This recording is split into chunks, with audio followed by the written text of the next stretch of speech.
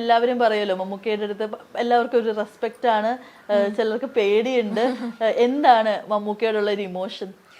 ആദ്യം പേടിയായിരുന്നു, റെസ്പെക്ട്ഫുള്ളി ഉള്ള ഒരു ചെറിയ ഭയം അങ്ങനെയായിരുന്നു. ഇപ്പോഴും ഉണ്ട്, ഇപ്പോഴും അതേ റെസ്പെക്ട് തന്നെ ഉണ്ട്. പക്ഷെ ആ ഭയം കുറച്ചൊന്ന് മാറി. കാരണം അദ്ദേഹത്തിനോട് കുറച്ചുകൂടെ അധികം നേരം അടുത്തിരുന്ന് സംസാരിക്കുമ്പോഴും ഒക്കെ നമുക്ക് തരുന്ന ഒരു കംഫർട്ട് ഉണ്ട്. എല്ലാ ആക്ടേഴ്സും പറയുന്നതാണിത്.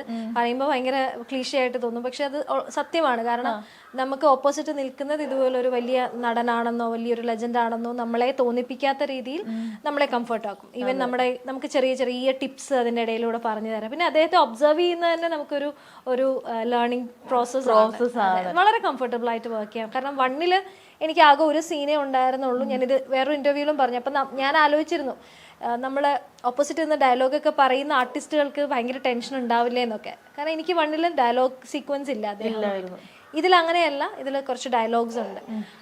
പക്ഷെ അപ്പോഴൊക്കെ എനിക്ക് വളരെ കംഫർട്ടബിൾ ആയിട്ട് ചെറിയൊരു മോഡുലേഷൻ വരെ നമുക്ക് പറഞ്ഞു തരും. അതായത് ഡയറക്ടർ ഒരു സാധനത്തിന് ഒരു സ്ട്രെസ് കൊടുത്ത് പറഞ്ഞൊരു സീക്വൻസ് ഉണ്ടായിരുന്നു ഞങ്ങൾ തമ്മിലുള്ള കോമ്പിനേഷൻ. അപ്പൊ അതില് എനിക്കത് 2 പ്രാവശ്യം പറഞ്ഞിട്ടും ശരിയാവാതെ നമുക്കത് ഫുൾ പറഞ്ഞു തന്ന് അതങ്ങനെ